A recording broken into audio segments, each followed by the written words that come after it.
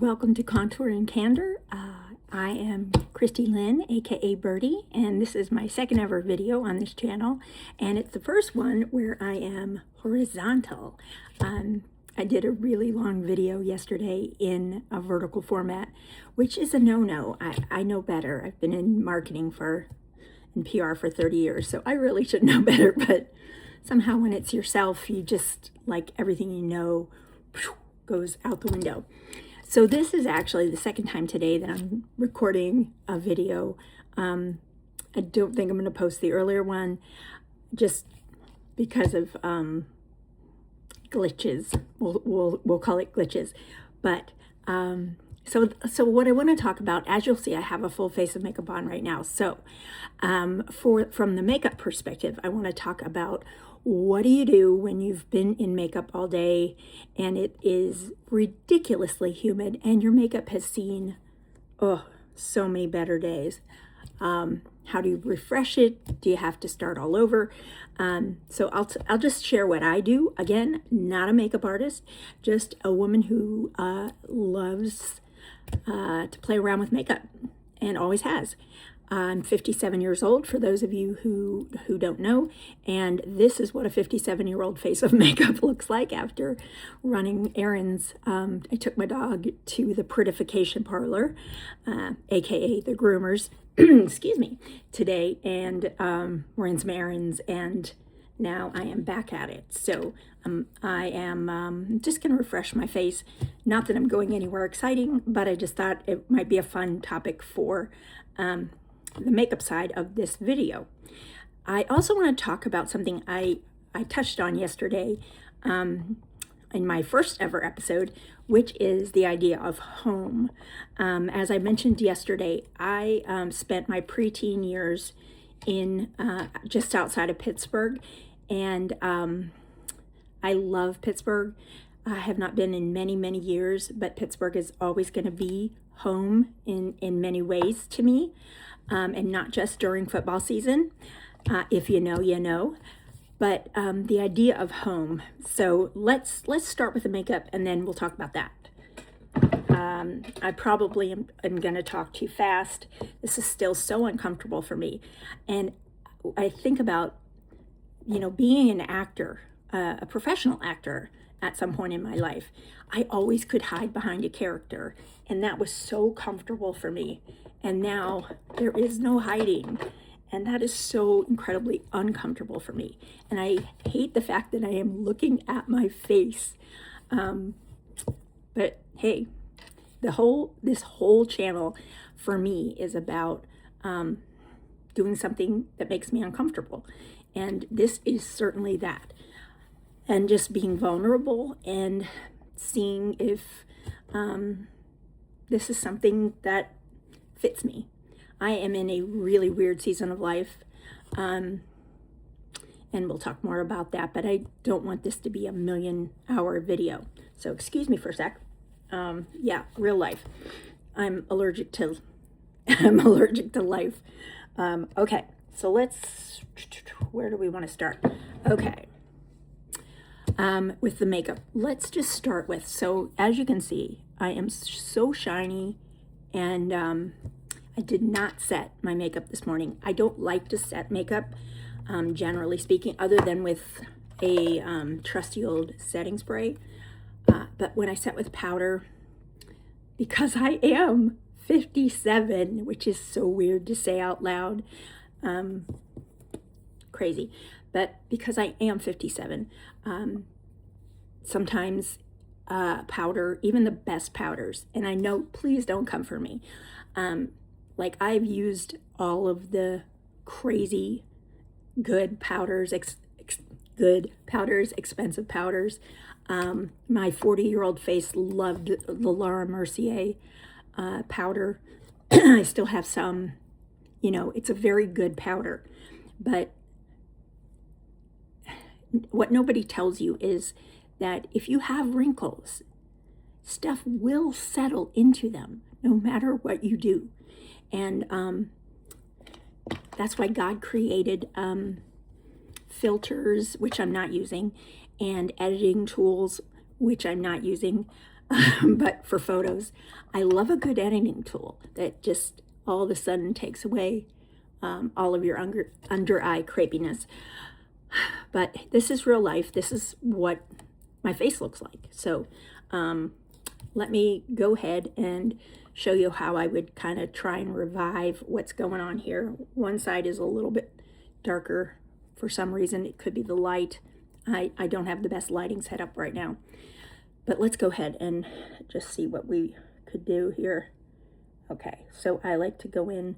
This is it's a color correcting stick. It's from Ole Hendrickson, and it is in the shade Guava, and it's called Banana Bright Vitamin CC Stick. But there is a shade called Banana, but it is, I'm a cool tone person, and it looks ridiculous on me. So the lightest shade, Guava, no idea what's happening with my throat. Sorry, just the way it is. Okay, so the cool shade works for me. So yeah, let's talk about the idea of the word home and what home means. And it does not mean a house to me. I have owned three homes in my life. One of my homes, never at the same time. I should make that clear. Not being a wealthy and obviously we live in America. I live in America, and compared to the rest of the world, yes, we're wealthy here. But relative to the rest of America, at least today, I am not considered wealthy. Anyway, but I have owned 3 homes in my life, and one of them was my dream home, or as close as I'm probably going to get. It was so cute. It was the cutest house in the world. It was quintessentially Southern. It had a big front porch, and it had a haint blue roof. If you know, you know. And it was just adorable. I loved it so much. What I didn't love was where it was. So let me go back to the idea of home, and we'll circle back. I do a lot of that. Please hang in with me. All right, so here's the thing. Once I left Pittsburgh, we moved to Massachusetts, and I felt like the biggest fish out of water. If you know Pittsburghers, we are ridiculously friendly. I like to call it the South without the sugar. And yeah, so just people they're not fake. They're not pretentious, generally speaking. They're just real people who will help a stranger. And it's just part of the culture. You say hi. You wave at people who let you in to traffic. You let other people into traffic. It's just a culture. You know that anybody's mother can yell at you. Part of that was just the time I was growing up, right? As a Gen Xer, anyone's mother could yell at you, and you listened. So that I just felt it was such a good culture for me as a kid growing up. So then we moved to Massachusetts, and we moved to a town that had just been in the Preppy Handbook that had been published, I guess, the year before. And everyone liked to remind us that the town was in the Preppy Handbook. Yeah, there was a lot of like social, like everybody weighing your status. It was ridiculous. And as a Pittsburgher, it's like in my nature to rebel against that. So I never felt at home up here, which is where I am now, Massachusetts. So I moved. Well, let me tell you, when I was 13, my lovely grandparents, my dad's mom and dad, they hosted the first family reunion, like big family reunion. We had done Pittsburgh-based family reunions, but everybody came. All of my dad was one of 7. He's thank God, still with us, but not all of his siblings are. 2 of his brothers are gone. But yeah, so they hosted all of his 7 siblings and all of their families. I'm number 6 of 27 first cousins on that side. Crazy. So I remember it was in Kiowa Island, South Carolina, and I had never been to Kiowa. I don't think I'd ever been to South Carolina, actually. And we drove all the way there, really far. And we had like the nightmare trip. I should be doing some makeup, sorry, but you see that just that brightened my face right up. I am using, this is something, it's called Carslan, Carslan, Carslan, and it's in the shade 01 Pink, which is the lightest shade. It looks like this, and it really does a good job. Again, if you have wrinkles, it's going to eventually settle in your wrinkles. Accept it. Just keep refreshing, keep an eye on it, and you'll be fine. And again, I'm not going anywhere this evening, so what do I care? Okay, so we drive in after this horrific car journey.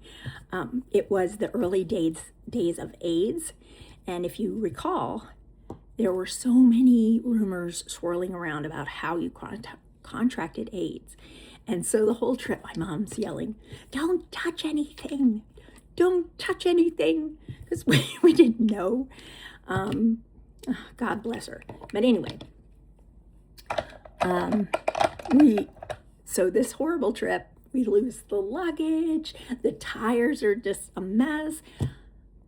Our headlights die at the end of the journey. I mean, oh my word, it was so bad. But we pull onto Kiowa Island, and there are these what I call drippy trees. So the drippy trees are the live oaks with the Spanish moss, and it creates like a tunnel of just this enveloping you feeling, right? And then you come out of the tunnel of the drippy trees, and there are palm trees. It is the most incredible tropical experience. I'd never seen a palm tree before, and I was so excited. I was 13 years old. It was incredible. And then the ocean there, it's just so beautiful. There were alligators. That was a downside. But for the first time in my life, I had this, and I remember it so vividly, and I know that doesn't make sense because I was 13 years old, but honest to goodness, I felt like, oh, I belong here. There was a knowing, a recognition in my soul, like this is home. This feels right for me. Okay. So, and it wasn't specific. I didn't know it at the time. It wasn't specific to Kiowa, which is an amazing place, and I highly recommend visiting if you have the chance. And it's outside of Charleston for those of you who are looking for a point of reference. It's incredible. But it wasn't Kiowa specifically. It was what I now know as the Low Country, which is an area of South Carolina and indeed into Georgia. I have no idea what's going on with my throat other than probably allergies. Excuse me.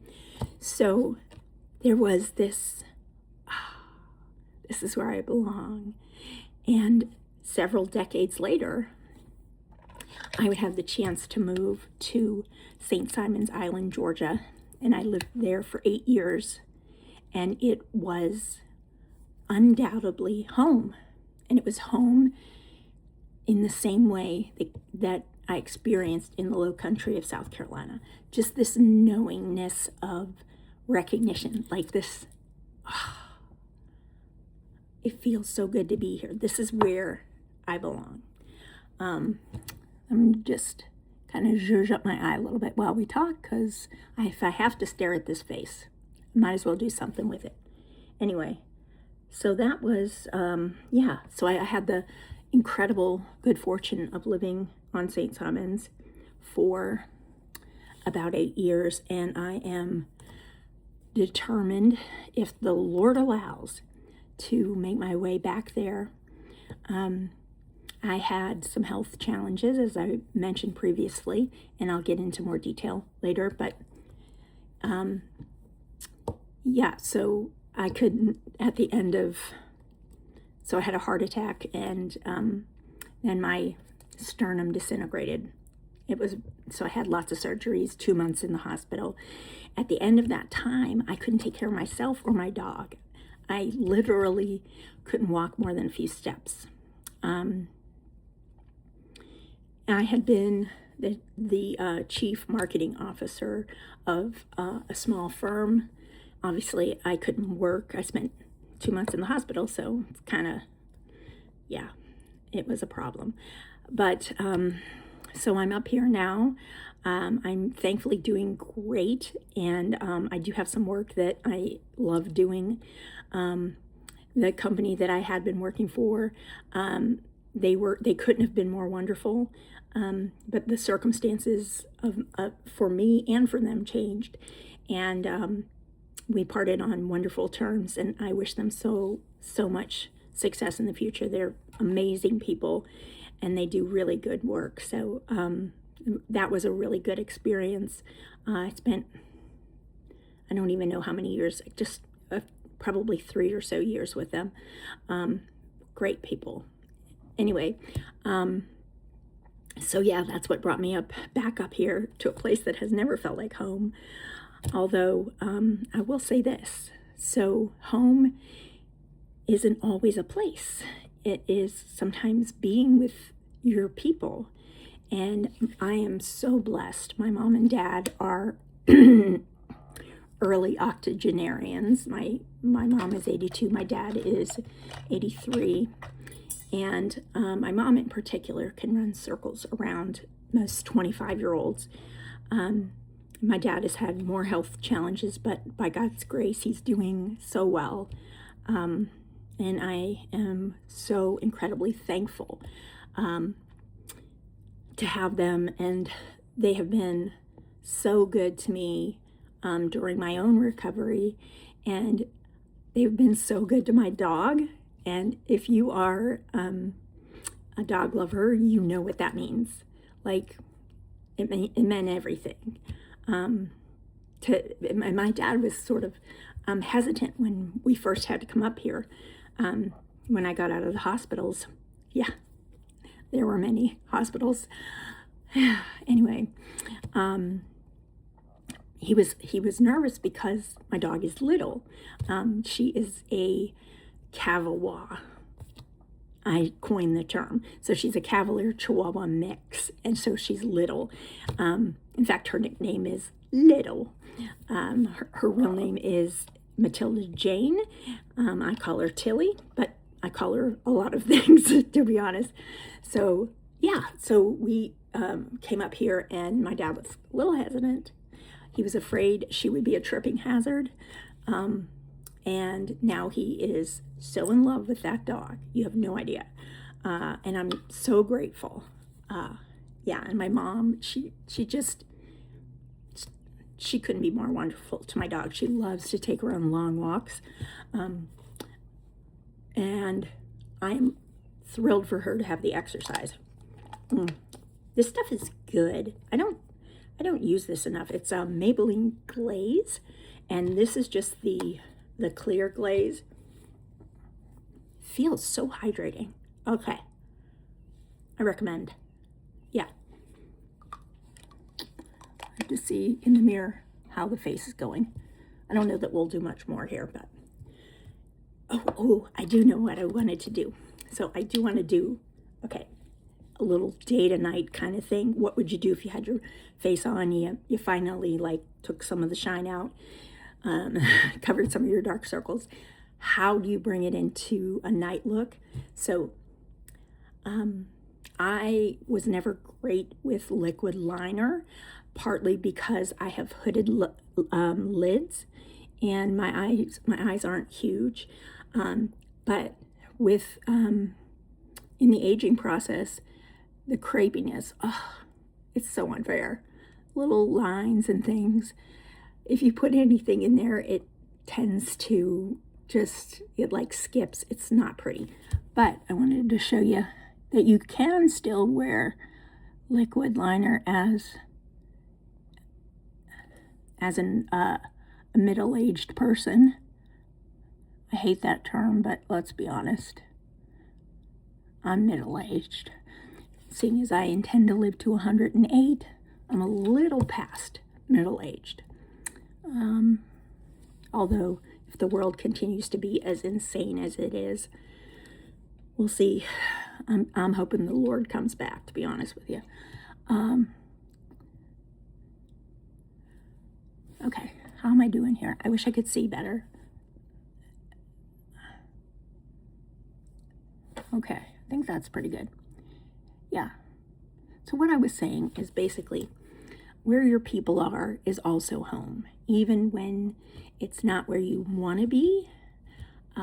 When you're with your people, the people who love you and whom you love, it's always home as well. And the only other time, other than Pittsburgh, other than the South in general and the Low Country specifically, that I really felt at home was Ireland, which is so cool because most of my ancestors are Irish. And when I stepped off the plane in Ireland for the first time, it was like this, oh my word, something in me said, you belong here. And not just because my skin loves all the humidity, it keeps you looking younger, and the overcast skies keep my pasty skin nice and pasty. I was definitely born for that climate, but there's the people, there's just a knowingness in your soul when you're in the place that feels like home, and that's what I've experienced. So yeah, I won't belabor this. That is today's Contour and Candor, and thank you all so much for encouraging me in this. It is terrifying, and I'm sure I shake the desk because I'm like nervous about doing this, but I really appreciate you for all the words of encouragement. And if you have suffered through this with me, thank you. And I'm going to keep going. We'll see. As you now know, I am not a beauty expert, but I am a girl who genuinely loves playing around with makeup. Oh, golly. Yeah. We got to moisturize here a little bit more. But yeah. So thank you. I would just encourage you to try something that scares you, as long as it's good for you. Don't try anything bad. All right. Thanks. See you soon.